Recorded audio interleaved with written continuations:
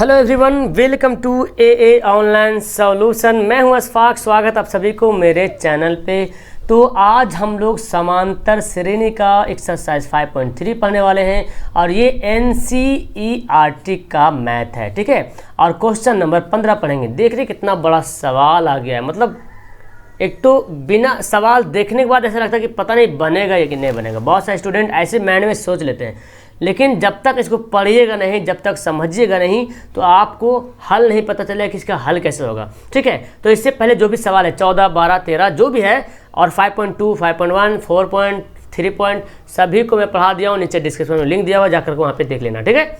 और पहली बार आए तो चैनल को सपोर्ट करना, सब्सक्राइब करना, आपको इससे बहुत फ़ायदा होने वाला है। तो देखिए, इसको पहले सबसे अच्छा से पढ़ते, पढ़ के पहले समझते कि ये बोलना क्या चाहता है ना, ये क्या चाहता है हमसे, क्या निकालना क्या बोलता है। हालांकि मैं शुरू में बताया कि था कि जैसे 5.3 में जितना सारा सवाल है लगभग योग वाला फार्मूला, और शायद इसमें भी वही पड़ेगा। आपको घुमा के दे रहा, लेकिन बनाना वही है, फार्मूला वही है। तो बस आपको सिर्फ समझना पड़ेगा।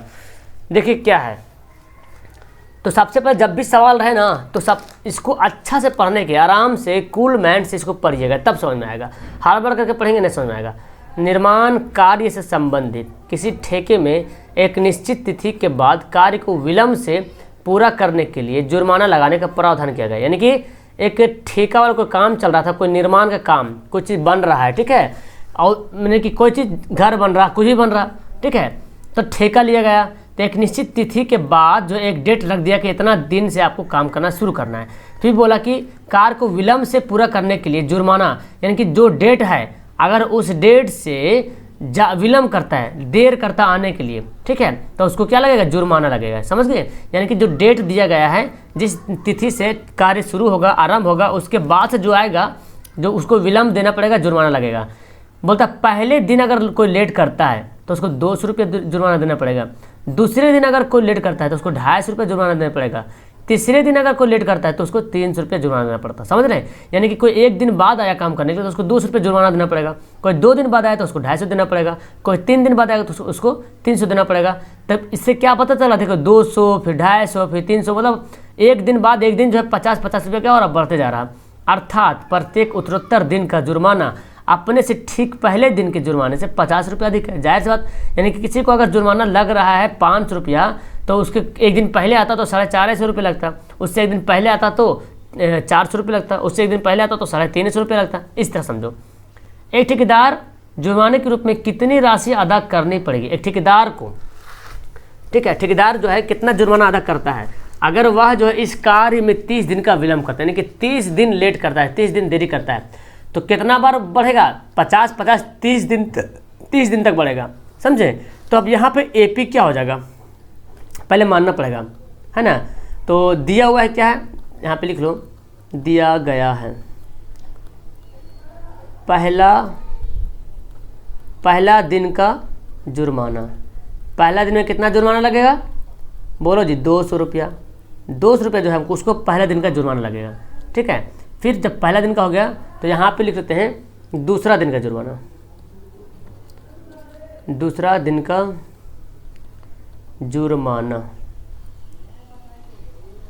कितना लग रहा, दूसरा दिन में 250 रुपये लग रहा।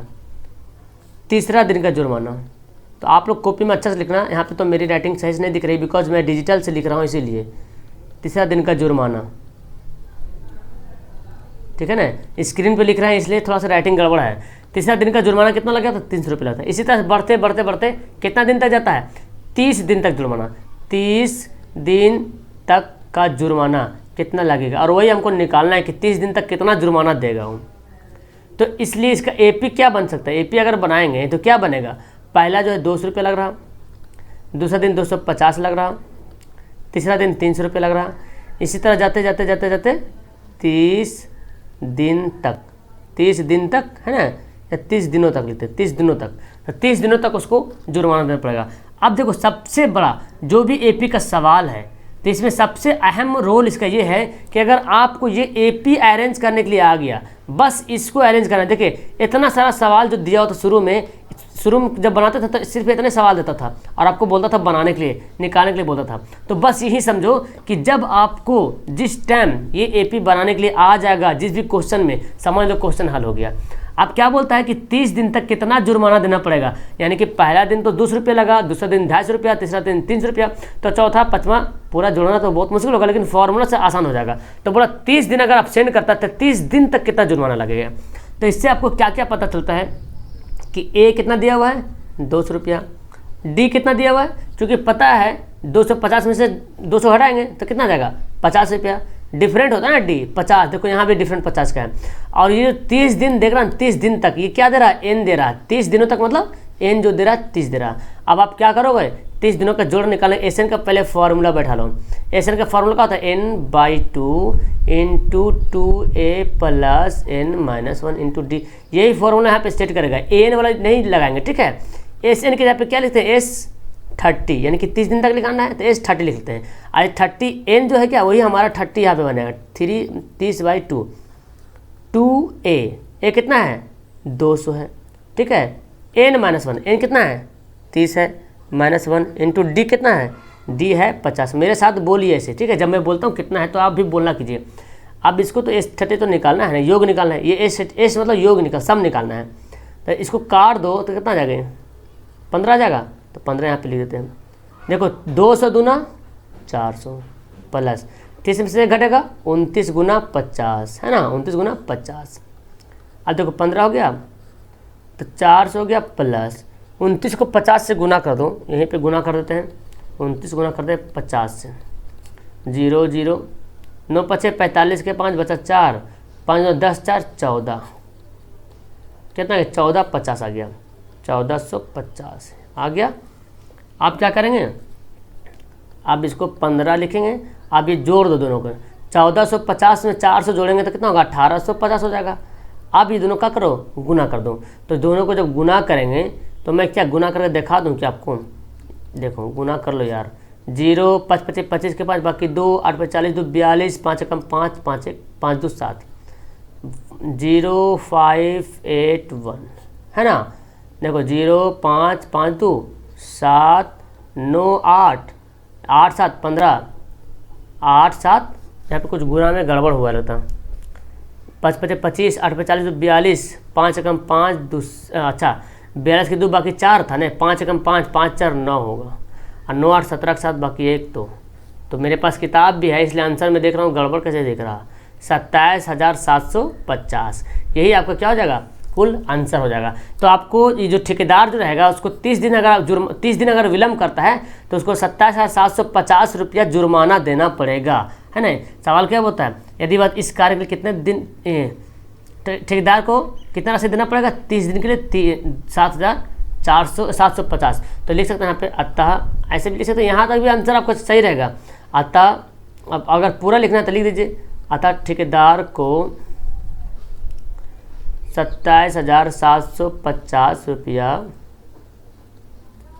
जुर्माना देना पड़ेगा, समझ गए। ये भी आपका आंसर हो जाएगा। समझ गए कैसे निकला, तो मैं समझता हूँ कि आपको ये समझ में आ गया होगा। बस देखिए इतना बड़ा सवाल, मतलब आधा पेज तो यूँ ही चला गया, सवाल देख करके लग रहा कि आधा पेज चला गया ना। तो मैं समझता हूँ कि अगर आप इसको अच्छा से पढ़िएगा सवाल को तो ईजी से बना लीजिएगा।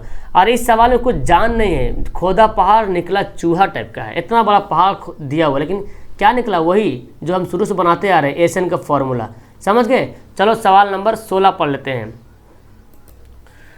तो देखिए यहाँ पे 16 नंबर सवाल, और देखिए ये सवाल में भी कोई जान नहीं है, बस आपको समझना है, समझ जाइएगा तो आराम से बना लीजिएगा। देखिए सवाल मैं पढ़ता हूँ, समझिए। आपको किसी स्कूल के विद्यार्थी उनके समग्र शैक्षिक प्रदर्शन के लिए 7 नगद पुरस्कार देने के लिए 700 रुपये की राशि रखी गई, यानी कि 700 रुपया राशि रखा गया है, जिसमें से कितना पुरस्कार देगा, 7 पुरस्कार नगद, यानी कि कैश देगा, पैसा देगा, 7 लोग का देगा, समझे, ऐसा मानो 7 पुरस्कार के रूप में, जैसे होता है पहला 1 पुरस्कार 2 पुरस्कार इस तरह से, तो 7 पुरस्कार देगा। और उसके लिए टोटल पैसा कितना है, 700 रुपये टोटल पैसा है। तो समझ गए टोटल पैसा कितना है, 700 रुपया, यानी कि टोटल पैसों का योग जो है 700 रुपया, ये भी समझ रहे हैं। तो इसको हम क्या लिख सकते हैं, एस योग के मतलब क्या हुआ 700 रुपया, तो एस जो है 700 रुपया है, और 7 नगद है तो एस 7 भी यहाँ पे लिख सकते हैं, तो चलेगा। चलो अब देखो 7 ही पुरस्कार, कितना पुरस्कार देना है, 7 पुरस्कार, यानी कि n कितना हो गया, n जो हमारा है 7 है। और फिर यहाँ पे बोलता है, अब देखो इसको पहले यूँ समझो तब आप डी का वैल्यू निकाल पाओगे। मान लो कि पहला पुरस्कार, अगर मान लेते हैं कि पहला पुरस्कार के लिए 100 रुपया है, और अगर क्या बोलते हैं, ये देखो पहले 7 पुरस्कार के लिए 7 रुपया रखी गई, यदि प्रत्येक पुरस्कार अपने से ठीक पहले पुरस्कार से 20 रुपया कम है, समझ में आ रहा है, यानी कि पहले को अगर 100 रुपया मिलता है तो दूसरा को कितना मिलता है, 100 में से 20 रुपया घटा दो, 80 रुपये मिलता है। यही बोल रहा है कि जो प्रत्येक पुरस्कार जो है अपने से ठीक पहले से 20 रुपया कम मिलता है। तो तीसरा जो पुरस्कार है उसको कितना मिलेगा, अब जो 80 है 80 में से 20 घटा देंगे, यानी कि 60 रुपये मिलता है। अगर चौथा पुरस्कार है तो उसको कितना मिलेगा, 60 में से फिर 20 घटा दो, यानी कि आने वाला हर पीछे जो है 20-20 रुपया कम मिलेगा। पहला को मिलेगा 100 रुपया, दूसरा को मिलेगा 80 रुपया, तीसरा को मिलेगा 60 रुपया, चौथा को मिलेगा 40 रुपया। इस तरह से 20-20 देख रहे हैं, इससे 20 ये कम है, इससे 20 ये कम, इससे 20 ये कम है। यही बोल रहा कि प्रत्येक पुरस्कार जो है, ये जितना सारा पुरस्कार जो देख रहे हैं आने वाले ठीक पहले पुरस्कार से 20 रुपये कम है। 40 देखो 20 कम है, 60 भी 20 कम, 80 भी 20 कम है। तो यही बोल रहा, तो बोला प्रत्येक पुरस्कार का मान कितना होगा, यानी कि एक पुरस्कार को कितना मिला, दूसरा को कितना मिला, तीसरा को कितना मिला, ऐसे बोल रहा प्रत्येक पुरस्कार का वैल्यू कितना है, कितना रुपया है।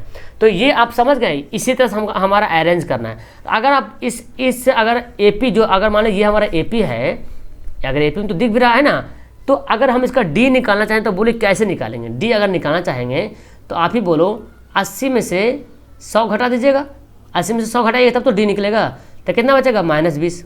तो अब हमको अगर यूं ही आपसे बोल दे कि पहले प्रत्येक पुरस्कार अपने से ठीक पहले पुरस्कार से 20 कम है, तो देख रहे 20 कम है, इसका मतलब जो 20 कम है तो डी क्या होने वाला है, डी क्या होगा, डी हो जाएगा -20, क्योंकि पहला पुरस्कार 80 है, 100 है, दूसरा पुरस्कार 80 है।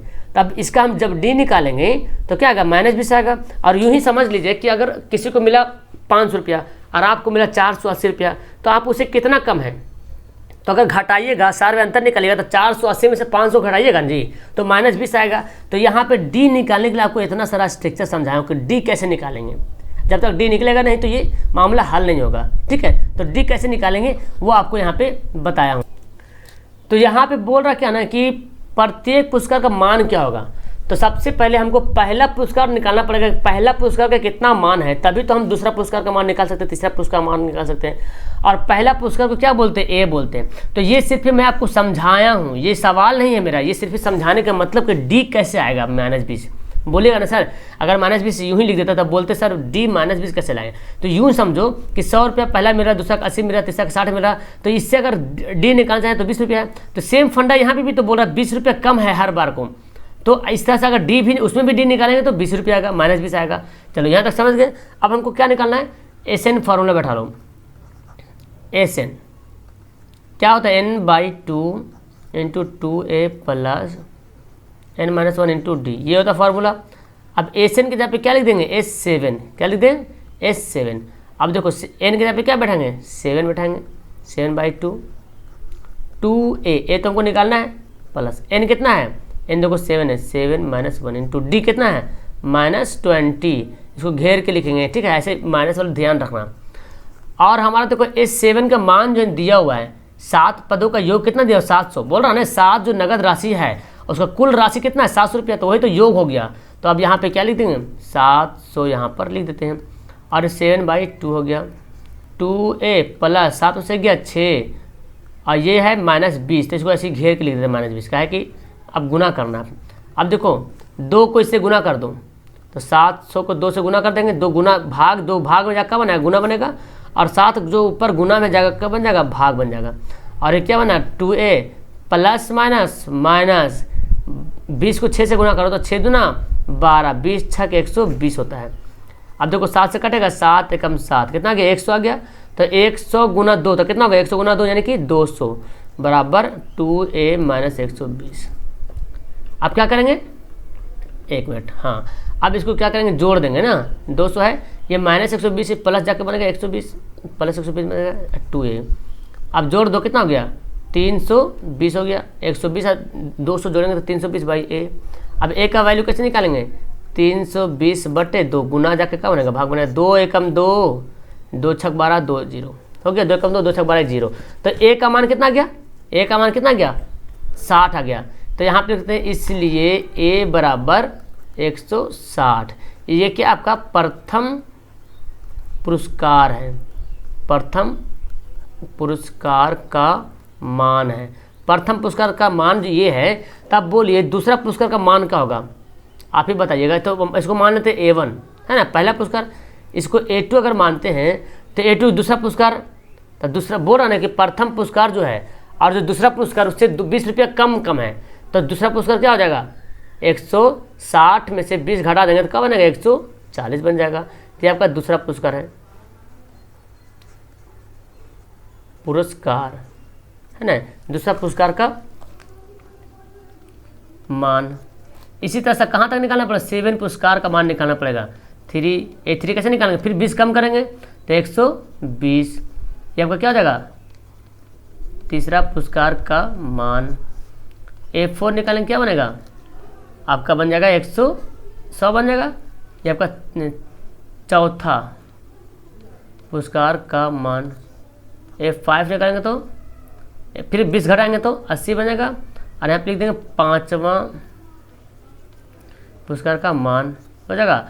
A6 निकालेंगे क्या होगा, फिर 20 कमाएंगे तो 60। क्या लिख सकते, छठा पुरस्कार का मान। तो चाहे आप इतना लंबा लिख सकते नहीं भी लिख सकते, कोई दिक्कत नहीं। अगर A1 A2 कर दीजिएगा तो वो भी चलेगा, ठीक है। और इससे कमाएंगे तो 40 आएगा, तो हो जाएगा 7वां पुरस्कार का मान। समझ रहे हैं, तो बस यही आपका क्या हो जाएगा, आंसर हो जाएगा। तो अब ये देखो, इसको जोड़ के देखेंगे आता कि नहीं आता है। इसको जब जोड़ के देखेंगे तो 700 आना चाहिए, आ जाएगा 700। देखो जोड़ के देख लो यहीं पे यार, 60 और 40 कितना हो गया, 100 हो गया। अब फिर देखो 80, 100 यहाँ पे है तो 100 यहाँ लिखते हैं। 80 और 120 कितना होगा, 200 हो गया। और 140 और 160 कितना हो गया, 300 हो जाएगा। 140 160 कितना होगा, 300 होगा ना, 300 होगा। तो जोड़ लो, आता कि ना 700, वही तो बोल रहा 700 आना चाहिए।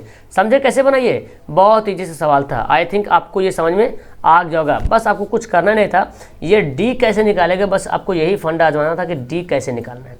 और जिस दिन डी निकालने के लिए आ गया, समझ लो कि वो आपको बनाने आ गया। और वो अरेंज करना था आपको एक समांतर श्रेणी में। अब देखो ये जो अरेंज चाहें तो इसको अरेंज कर सकते हैं। देखो पहले को मिला 160 रुपया, दूसरा को मिला 140 रुपया, तीसरा को मिला 120 रुपया चाहे तो। अब देखो ए पी में बन रहा कि नहीं, अगर इसको घटा के देखो 140 में से 160 घटा दो कितना आता है, -20 आता कि नहीं। तो बोला था ना डी जो -20 आएगा। कैसे -20 आया, अनुमान कैसे लगाएं, तो अनुमान हम यहाँ से लगाएं। आपको जरूरी नहीं कि 100 हो, आप इसको मान लो, कुछ और मान लो, 200 मान लो। तो 200 मानेंगे भी तो दूसरा पद आएगा 180 आएगा, तो 20 तो कम ही है, तो -20 यहाँ भी निकलेगा। तो 100 माना कि आपको लगे कि हाँ कुछ बना रहे हैं। तो इस तरह से ये बनाएंगे। आईएसएन का फॉर्मूला पता है, बस निकाल लेना है। तो चलिए आपका यहाँ पे आपका 16 नंबर सवाल हो गया। 17 नंबर सवाल पढ़ लेते हैं, वीडियो को लास्ट कर देंगे फिर। ये देखो 17 नंबर सवाल। तो कैसा लग रहा है आप लोग को 17 नंबर सवाल देखने में, किसको किसको डर लग रहा है और किसको किसको डर नहीं लग रहा है। सवाल देखने के बाद, सवाल देखने में लग रहा है बाप रे ये क्या ऐसा सवाल आ गया सर, कैसे बनेगा। सवाल देख करके तो बहुत लोग का हालत खराब हो जाएगा, कैसे बनेगा सर। तो पहले पढ़ लो यार, पढ़ लेंगे के बाद समझ आइएगा तो इजी। देखिए इंसान का जो माइंड है ना बहुत ही क्रिटिकल है, क्योंकि जो कंप्यूटर कौन बनाया है, इंसान ही बनाया कंप्यूटर। तो कंप्यूटर को चला रहा कौन, इंसान। अगर आपसे पूछा जाए दिमाग सबसे ज़्यादा तेज किसका है, तो क्या आंसर दीजिएगा। दिमाग सबसे ज़्यादा किसका तेज, कंप्यूटर का तेज है या इंसान का। तो सबसे ज़्यादा तेज दिमाग है इंसान का। किसका दिमाग तेज है, इंसान का दिमाग सबसे ज़्यादा तेज है। लेकिन सवाल ऐसे पूछ दे कि सबसे ज़्यादा तेज दिमाग किसका चलता है ना, किसका दिमाग सबसे ज़्यादा तेज चलता है, तब आप कंप्यूटर बोल सकते हैं। चूँकि बनाया कंप्यूटर को इंसान ही, लेकिन चलता है इंसान से ज़्यादा तेज, और लेकिन दिमाग तेज इंसान का ज़्यादा है। तो इस तरह से आप अगर दिमाग इसको लगाइएगा तो बना लीजिएगा आराम से। देखो कैसे समझाते हैं आपको। एक स्कूल के विद्यार्थियों ने वायु प्रदूषण को रोकने के लिए, कम करने के लिए स्कूल के अंदर और बाहर पेड़ लगाने का बारे में सोचा है और निर्णय लिया है कि प्रत्येक कक्षा का प्रत्येक अनुभाग यानी सेक्शन, हर कक्षा का जो हर कक्षा का हर सेक्शन जो होगा अपनी कक्षा की संख्या के बराबर लगाए। यानी कि कोई पहला क्लास का कक्षा है तो 1 पेड़ लगाएगा, दूसरा क्लास का कक्षा है तो 2 पेड़ लगाएगा, ऐसे। फिर बोलता है कक्षा 1 का व्यर्थ मतलब 1 पेड़, ये बताए हैं। 2 का व्यर्थ, 2 का मतलब हुआ 2 पेड़। 3 का व्यर्थ, 3 का मतलब 3 पेड़। अब बोलता है और चौथा का इसी तरह से इतना पेड़ लगाना है, ठीक है। ये बोल रहा है, कुछ और छूट रहा है इसमें से। प्रत्येक कक्षा के 3 आगे बोल रहा है, यहाँ पे बोल रहा है इत्यादि, और कक्षा 12 तक यानी कि 12 क्लास तक लगाना है। और आगे बोल रहा, यहाँ पे सवाल आगे छोटा हुआ है, वो बोलता है ना कि प्रत्येक कक्षा के 3 अनुभाग है। यहाँ पे बोल रहा प्रत्येक कक्षा के 3 अनुभाग है, यानी कि समझ रहे हैं हर कक्षा में 3 सेक्शन है। बोलते हैं section A, section B, section 2। तो पहला क्लास में भी section A, section B, section C है, दूसरा क्लास में भी section A, section B, section C है, तीसरा क्लास में भी section A, section B, section C है। तो हर क्लास का हर सेक्शन एक एक पेड़ लगाएगा, हर क्लास का हर सेक्शन, और हर सेक्शन में जितना अनुभाग है वो सब लगाएगा।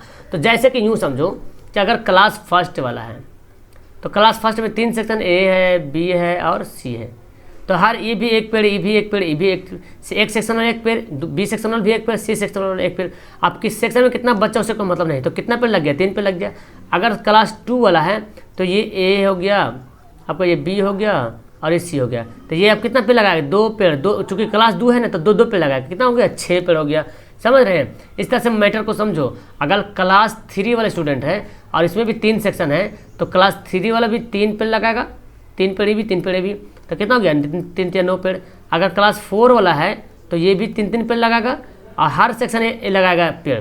तो चौथा क्लास में तो 4, हर सेक्शन 4 पेड़ लगाएगा। इसी तरह से अगर क्लास 12 है, क्लास 12 है तो ये तो 16 हो गया, क्लास 12 है तो ये भी 3, ये भी 12, ये भी 12, ये भी 12, 12 पेड़, 12 पेड़, 12 पेड़। चूँकि 12वां क्लास है तो 12 पेड़ लगाएगा, और हर सेक्शन एक पेड़ लगाएगा जितना क्लास का है। तो 12 क्लास में 12 सेक्शन है, 12 क्लास में 3 सेक्शन है, हर क्लास में 3 सेक्शन ही बोल रहा। तो 12 कितना हो गया, 36, 12 36। तो इस तरह से ये बनाएगा। तो आप यहाँ पे क्या करना पड़ेगा, यहाँ पे आपको मानना पड़ेगा, क्या करना पड़ेगा, मानना पड़ेगा। चलिए समझ गए इस मैटर को, समझ गए तो देखिए यहाँ पे मैं लिखता हूँ, ये आपका साइड में है, ठीक है, साइड समझिएगा इसको। तो यहाँ पे हम लिख लेते हैं, माना कि एक क्लास द्वारा लगाया गया पेड़, ऐसे लिखते हैं ना, कक्षा, हाँ लिख लेते हैं यहाँ पे, कक्षा फर्स्ट द्वारा लगाया गया पेड़। कक्षा फर्स्ट के द्वारा कितना पेड़ लगाया गया, 3 पेड़। फिर कक्षा 2 के द्वारा लगाया गया पेड़, कक्षा 2 में कितना पेड़ लगाया, 6 पेड़ लगाए, बताए थे। उसी तरह से आपका कक्षा 3 में 3 द्वारा लगाया गया पेड़, कक्षा 3 वाला कितना पेड़ लगाया, 9 पेड़ लगाया। तो इसी तरह से कक्षा आपको अगर देखें कक्षा 12वां कक्षा का जो है वो कितना पेड़ लगाया, तो बोलेंगे सर 36 पेड़ लगाया। तो इससे एपी क्या ज्ञात होता है, एपी हमको ज्ञात होता है ना, इसलिए एपी बराबर 3, 6, 9, 16 है ना, 16 भी है, डॉट डॉट डॉट कहाँ तक, 36 तक। ये टोटल 36 हुआ, ठीक है। यानी कि क्लास कितना है, 12वां क्लास है। और ये जो 36 जो देख रहे हैं ये हमारा क्या है, ये एन है, अंतिम में 36 पे लगा। पहला क्लास में 3 पे लगा, दूसरा क्लास में 6 पे लगाया, तीसरा क्लास में 9 पे लगाया, चौथा क्लास वाला 4 पे लगाया, तो 16 पे लगाया। तो 4 करके, 3 करके, 2 करके, जो क्लास में जितना था उतना करके लगाया, ठीक है। समझ गए इसको, ये जो मैं समझाया हूँ डायग्राम यहाँ पे। अब ये बन गया तो क्या करेंगे, यहाँ पे देखो तो ए दिया हुआ है कितना, 3 दिया हुआ है। ये जो 36 जो दिया हुआ है ये पता क्या दिया हुआ है, अच्छा पहले डी निकालो, कितना बढ़ रहा, देखो 6 में 3, देखो 3 बढ़ रहा है ना। यहाँ पे जो बढ़ रहा संख्या जो है, अच्छा यहाँ पे 16 ने 12 होगा ना, 12 ने 4 या 12 होगा, तो यहाँ पे 12 करेंगे, ओके सॉरी। तो यहाँ पे डी कितना आ जाएगा, 3 आ जाएगा, है ना, डी कितना आ जाएगा, 3 आ जाएगा। अब ये जो 36 दिया हुआ ये क्या दिया हुआ है, ये दिया आपका ए एन दिया हुआ है, ए एन बोले तो एल दिया हुआ है 36। तो अब हम निकाल सकते हैं ना, टोटल बोरा कितने पेड़, बोरा कितने पेड़ की संख्या निकालना, कितने पेड़ लगेगा टोटल पेड़, तो एस एन निकाला, तो इसलिए एस एन बराबर एस एन। अब यहाँ पे एन का मान कितना होगा जी, जो एन हम देख रहे हैं यहाँ पे एन का वैल्यू क्या होगा, तो आपको पता है टोटल कितना क्लास है, टोटल जो 12वां क्लास तक है ना, 12 क्लास तक। तो हम एन को 12 लिख सकते हैं यहाँ पे ना, एन हमारा कितना यहाँ पे 12, चूँकि बोला टोटल 12वां कक्षा तक है, देखिए ऊपर लिखा हुआ है टोटल जो है 12वां कक्षा तक लगाएगा। तो 12वां कक्षा तक लगाया तो एन हो गया 12। अब सब कुछ हमको पता चल गया, सारा कुछ आपके पास है, तो बना दीजिए। क्या फार्मूला लगाएंगे, कौन सा फार्मूला लगाएंगे, A plus 2/2 n/2 a plus L, ये फार्मूला लगाएंगे यहाँ पे, है ना, क्योंकि देखिए दिया हुआ है फार्मूला। अब देखो n कितना है 12/2, ए कितना है 3, डी का कोई जरूरत भी नहीं आया यहाँ पे, एल कितना है 36, लेकिन डी लिख दिए, कोई जरूरत नहीं। इसको काट दो, 6 दूना 12, 36 से 6 कितना होगा, 6 3 9 39, 39 को 6 से गुना कर दो, 39 को 6 से गुना कर दो, 9 6 54 के 4 बचा 5, 6 3 18 5 23, कितना हो गया 23, तो 234 कितना आ गया 234 आ गया, 234 पेड़ लगाएगा, 234 पेड़ आपका क्या हो गया, आंसर हो गया। तो कुल पेड़ों की संख्या कितना हो गया, 234 पेड़ लगाएगा। समझ गए कैसे बना? तो इसके लिए कुछ नहीं, बस आपको ये समझना है कि हर कक्षा में 3 सेक्शन है और बोलता कि प्रत्येक सेक्शन जो है, प्रत्येक सेक्शन अपनी कक्षा की संख्या के बराबर पेड़ लगाएगा। प्रत्येक सेक्शन है ना, हर सेक्शन जो है, हर अनुभाग जो है अपनी जो अनुभाग, जो सेक्शन जितनी क्लास का है उतना पेड़ लगाएगा। और एक क्लास में 3 सेक्शन है तो 3 सेक्शन, तो तीनों सेक्शन वाला लगाएगा अपने क्लास के अनुसार। तो मान ली पहला क्लास में 3 सेक्शन, तो पहला क्लास में एक क्लास है तो एक एक पेड़ लगाएगा। दूसरा क्लास में भी 3 के सेक्शन है तो दूसरा क्लास वाला भी तीनों सेक्शन लगाएगा, 2 पेड़। तीसरा क्लास में 3 सेक्शन है तो तीसरा क्लास वाला भी तीनों सेक्शन 3 पेड़ लगाएगा। तो इसी तरह से हमारा 12वां तक लगाया तो 12 पेड़ लगाएगा और हमारा फिर ये एपी तैयार हो जाएगा और इससे हम आराम से निकाल सकते हैं कुल पेड़ की संख्या। समझ गए? तो इसके बाद भी अगर आप नहीं समझें तो आप टेलीग्राम नाम का एप्लीकेशन डाउनलोड कर लो, टेलीग्राम, ठीक है। और वहाँ पे सर्च करना है AA ऑनलाइन सॉल्यूशन 2021, वहाँ पे ग्रुप आएगा, उसमें ज्वाइन होना और वहाँ से डायरेक्ट मुझसे बात कर सकते हो, ठीक है। चलो वीडियो को यहीं पे लास्ट करते हैं, मिलता हूँ मैं आपको नेक्स्ट वीडियो में। That's all, thank you for watching.